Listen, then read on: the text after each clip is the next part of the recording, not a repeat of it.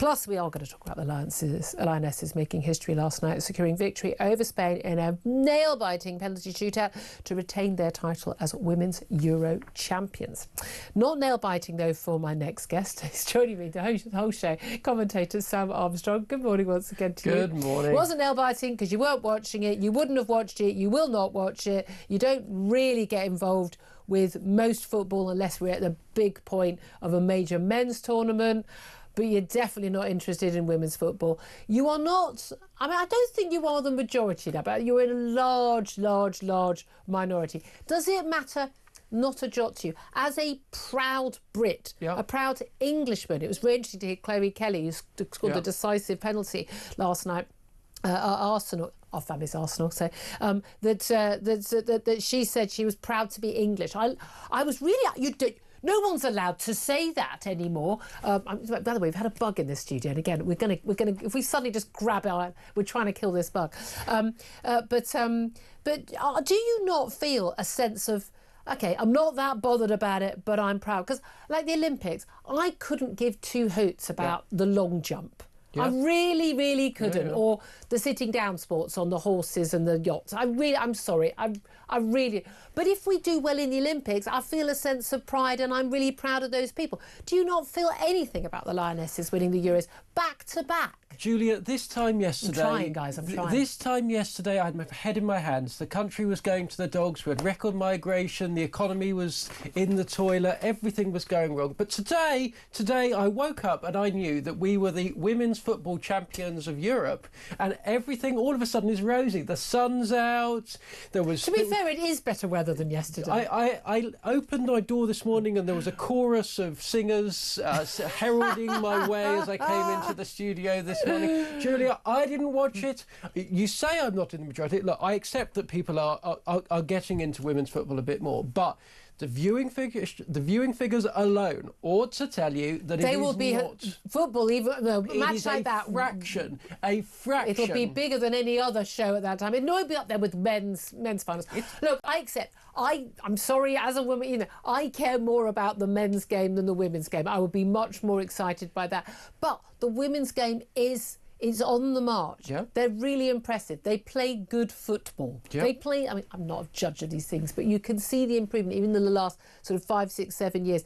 It is a good thing, is it not, that women are being celebrated for sporting achievement and not, I don't know, injecting filler into their lips. And I mean, when you look at most of the women who are on screen for most young women to try and emulate, you're the Kardashian characters. I still don't know what they sodding do all day to be billionaires, but, you know, having large bottoms and getting their bits out everywhere. I mean, I'm sorry. And you've got, you know, someone who's married to someone who's an actress, at least these women, they're competing, they're hardcore, they've got the team, the camaraderie, the way they play. I mean, the way they celebrate. You want to be on a night out with these girls. They are proper good fun girls.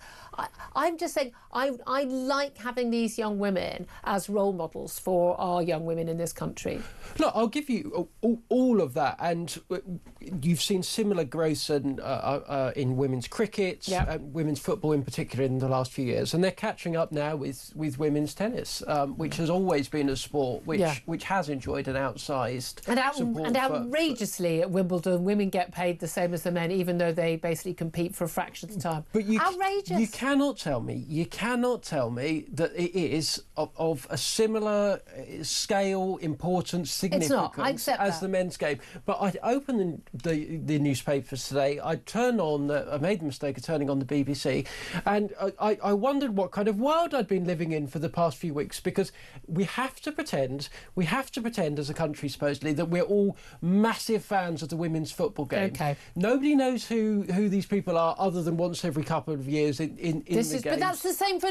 No, sorry, the idea that people massively care about, you know, rhythmic dance or ice skating or whatever the Olympics all right, we don't care about about those sports? We don't watch those sports from one year to the next. In which case, Julia, I'm prepared to concede that women's football is about as important as men's rhythmic gymnastics.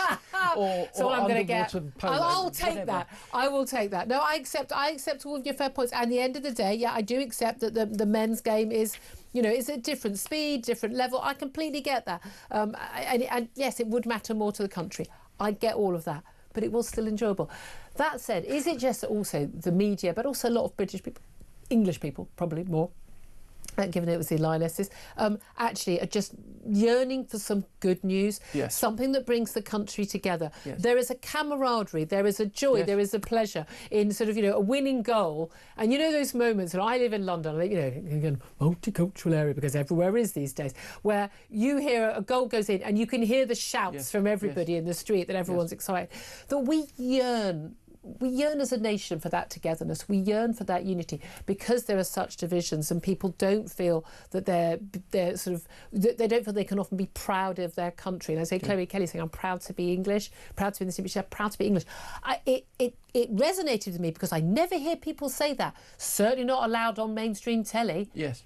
And look, I would say just generally across the board, maybe, just maybe, this new generation of sports players across the board, and I saw it at Wimbledon with Sinner and Alcaraz, are just a little bit more pleasant than those that came 10 years ago. And with so much getting worse, it is actually nice not to have the prima donnas, the diving, the divisive. And actually, I would say this, I'll concede this one point, the men's football could learn a little bit from the Lionesses about how to conduct themselves. Oh, absolutely. As to how here's something though that's interesting. What's really interesting is this Lionesses team. Remember last time round there was a big whole thing about how all these white blonde women, and there weren't enough ethnic minority players, and they haven't done that. Now, I'm probably the only person who mentioned it, but it's noticeable that they're not doing that anymore. But again, there's no outcry when there's a large number of ethnic minority largely black men playing on the team. So people aren't going, where are all the Asian players on the men's team? It is absolutely fascinating how the different rules change every single time. I just find it so interesting, the things they pick. But at least, look, it's a happy story. The only thing that's bad, well, they're going to get a parade. Of course they shouldn't get bank holiday. We don't need bank holiday. Guys, seriously, the economy is absolutely into the poop with bank holidays. But they're going to have to meet Angela Rayner at Downing Street tomorrow. So, I mean, there are downsides to every silver lining of that. That is the cloud of the silver lining. Let's talk about what Keir Starmer's doing today. He has arrived, just as the Lionesses are getting on their coach to head home after that Euro title defence. Prime Minister has arrived at Prestwick Airport in Scotland. He's going to have a meeting with Donald Trump. They're going to be talking about, we've just been talking to Matthew Bryser about this, they're going to be talking about Gaza, they're going to be talking about trade, they're going to be talking about maybe Ukraine as well. Not focusing, obviously he wouldn't actually focus on this, but not focusing on issues like immigration and particularly illegal migration. And yet, wouldn't that be a sensible topic for Keir Starmer to talk to the US President about? The US President was elected. A huge part of his election victory last year was about stopping illegal migrations. Was it 10 million plus people arriving in the States? But they don't even know how many. There were so many. There are tens of millions of illegal migrants in the United States. Half the economy of the southwest of America is basically run on illegal migration. But he has closed the borders. And it was very, very simple. You literally close the border. And they are deporting people who have no right to be there, starting with the rapists, the murderers, the thieves, the drug dealers, and the people smugglers. And so we have a massive issue with illegal migration, perhaps not on the same scale, but the impact on our country has been huge. Particularly the impact on our young teenage girls has been bigger than any other. Should the Prime Minister not be asking Donald Trump, instead of telling him how he should treat Israel over Gaza, shouldn't he be asking for some tips on how to control our borders from the US President, who has managed to do that? Well, you'd hope so, because Donald Trump's approval ratings this week are back over 50%. That's pretty difficult to get in modern politics. More people approving of you than disapproving of you. And the number one reason for the American public's massive support for Donald Trump, which, if I was Keir Starmer and my popularity was tanking as low as it could possibly go, I would want to know how he did it. And the number one reason is he cut the number of illegal crossings into the United States by 93%. 93%. Keir Starmer says he wants to do the same thing. Don't you remember? Smash the gangs. What has the result been? Illegal migration into this country is up by somewhere between a third and a half this year. It's around the 40% mark, isn't it? And it is, all the signs show, it is going to hit 100,000 for the first time. Six-figure numbers of people illegally breaking into this country. He said he was going to smash the gangs. What has actually happened? They don't even know how many people have been prosecuted legally. It looks like it's fewer than 0.5% of these people ever face charges. What do the rest get? The rest get bussed into hotels, placed in communities alongside the white working class of this country who, I get it, they don't really care about. And then once they're there... The black and Asian working class also live with this. Far too many people, far too many of these migrants immediately get onto further, and I mean further because they've already committed a crime to get here, they get on to committing more crimes. Who are the victims? Local shops. Who are the victims? Local young girls. Who are the victims? Each and every one of us that has to pay more on rent, more for hotels, sees more of our taxes going up and up and up, and enjoys fewer public services on the back of it. It's a disgrace. It has a direct impact on us, and it's an extraordinary story of Birmingham. They can't resolve the bin strike. 7 months of not having your bins regularly collected, for goodness sake. They're dealing with them. They're basically bankrupt to all intents and purposes. But they're giving out freebies like, cut price tickets to watch Aston Villa, cut price tickets to the local swimming baths, cut price tickets to the cinema, to asylum seekers. Why? Why? I mean, sorry, what planet are you giving those away to people who've entered the country illegally? But Julia, millions of people in this country are every day at the moment, because of the state of our economy, having to make cutbacks. What are the things they're cutting back? They're cutting back the Netflix. They're saying, look, we don't need Sky TV anymore. They're making those sacrifices. Well, we know they're not going out to eat. They're not going to the pub. They're not going to dinner. I'm not saying that these are the toughest things in the world, but for families, they're painful cuts. I'm sorry. People who've worked very, very hard. Yes. They're trying to like rent or buying their own home, and they want to have some of the nice things in life.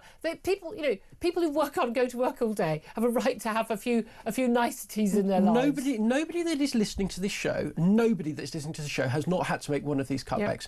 And when they read in the newspapers that Kent County Council is paying for the Netflix subscription of illegal migrants, when they read in the newspapers that in London they're subsidising them to go around on e-bicycles, causing havoc, dumping them across the street, when they read about the little jaunts to seaside resorts, these people are getting put on, paid for by the taxes of people who are having to cancel the very same things. It makes people sick to the teeth. There was a deal in this country, which is if you worked hard, you got certain things on the back of it. You got to buy a nice house, you got a couple of cars, you got to go on a couple of holidays, you got your Sky TV, you got to watch your sports. That was the deal that existed in this country for 30, 40, 50 years. And it has been systematically, gradually, but nevertheless relentlessly eroded over the past few years. And who are the chief beneficiaries of it? The very worst people on earth who have broken into this country, done so illegally, having left France, a safe country, and they are laughing all the way back to their 4-star hotels. Exactly, and France don't want them. Again, we were told that by the Tories we're going to get people out those 4-star hotels when that was first exposed. Baby hotels, a lot of people couldn't even afford themselves, even for a weekend break, and we're paying for it all. But this is the thing: everyone's saying, and we don't know, there's protests outside the Bell Hotel in Epping. Again, that hotel at one point it did have families, asylum seeker families in, and then they closed the hotel down, and then they reopened it, and now it's pretty much all single men. Again, we've had allegations of sexual assault on a 14-year-old and a 16-year-old. We know again and again and again, this stuff isn't made up. This isn't conjecture. Cases that have come to court of people who've arrived here as asylum seekers, murder, rape, sexual assault. We hear, these are people who are carrying out these protests in the last few weeks. They're talking about, their daughters being harassed by these men, being scared of their children walking past these hotels. I mean, this is a reality for people. And then, oh no, you're just far right. And we discussed earlier, the police effectively denying it, but there's footage of it, bussing in. They say, the nice protesters, the hope not hate. These are actually far left, full-on Marxist, Antifa kind of level often balaclavaed protesters. If you're wearing a mask or a balaclava at a protest, you're not on the good side. Yeah, you're not on the good side. Unless you're doing it in Hong Kong and the Chinese authorities are going to take down, you're not on the right side of history. It is absolutely extraordinary. And I love the protesters yesterday at Epping refusing to rise to the bait of these people who, by the way, the protesters in Epping, they just printed out, they've got an M&S Union Jack carrier bag and they've just got handmade signs to ripping up a cardboard box. Whereas the protesters who've come, the ones who get bussed in, they've got, these are proper printed socialist work. Wherever socialist worker are, you don't want to be on their side. They're wrong about everything. They're on the wrong side. They are on the side of all of our enemies on every single topic. But they've got all their cleverly printed, it's all done professionally. There's an operation, there's funding behind them, as opposed to ordinary men, women and children who are protesting and want their safety. But it is fascinating. They just started singing at these protesters. They just sang Rule Britannia. They sang wonderfully, Come On Eileen. Yeah. Can you think of? I think they might have gone to Sweet Caroline at some point. Good old British songs. And I just, I applaud these people. Do not rise to the bait. Do not give the lefty commentators. Do not give the government. Do not give the police what they want, because what they want is for you to be riled. What they want is for you to be pushed, abused and pushed, and frustrated into getting violent. Don't give that to them.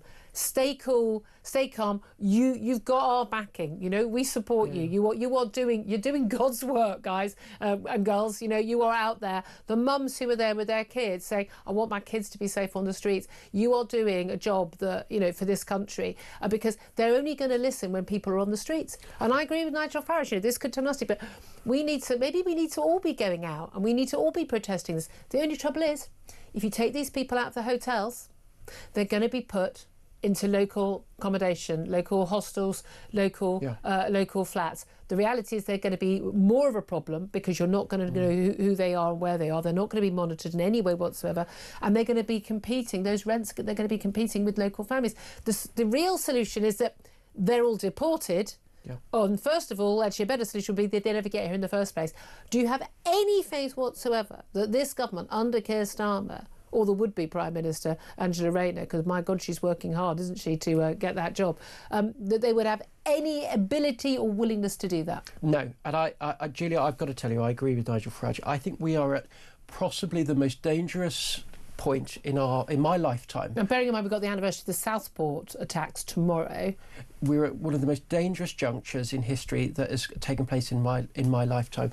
What are the people of this country to make when they see their police force, which by law is meant to be impartial, going hard as they possibly can on anybody that raises concerns about migration? They're now setting up some crack unit in London to spy on every single time they post a message on Facebook. Well, let's keep them busy, eh? When they lock up mothers for an intemperate tweet, which was wrong, don't get me wrong, but for 31 months more than people that are caught up in grooming gangs.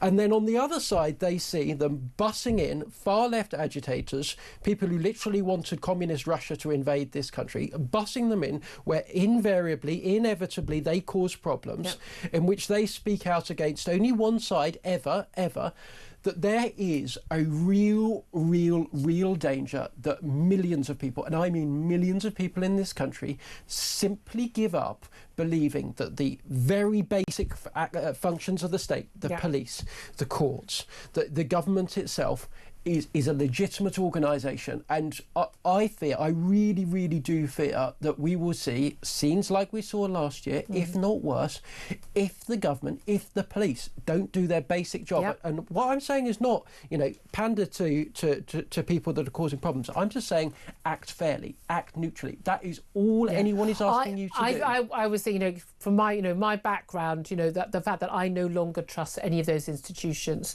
to act impartially. And if someone like me has kind of lost that trust, that is, that is a worry. I'm not from a community that's been treated badly. I'm middle class North London girl. I should be. This institution is absolutely on my side. I know that they are not. I know that they are not. None of those institutions. And again, governments, the police, the courts, everything, they can keep doing what they've been doing. It's not going to end well for them. They can keep doing it. just like they kept doing, they kept ignoring our views on immigration, kept ignoring our views on things like Brexit and accountability and all that. You can keep doing that, but eventually we're going to give, you get more and more and more rope. The rope is going to run out. The rope is going to run out. The British people have had enough. And the key thing is, what I really, really, really need is the British people, you've got to stay peaceful, but protest. But crucially also, you've got to use your vote. Don't go, well, they're all the same. They're not going to do. Use your vote. It's that your vote is your biggest tool. So we did in terms of the referendum in 2016. It's what we did in 2019 to get Brexit done. It wasn't ideal. Lots of things happened, lockdown, all of that. Boris Johnson turned out to be an absolute, well, not most of us knew he was a fraud already, but an absolute fraud. But use your vote. Do not extricate yourself from the political system, because we might have to play a longer game like we did from 2016 to 2019, but we will get our way, because the British people will get their way in the end of. Simple as that, because there's no other solution. Otherwise, there won't be a Britain anymore. There will not be a Britain anymore in any meaningful sense.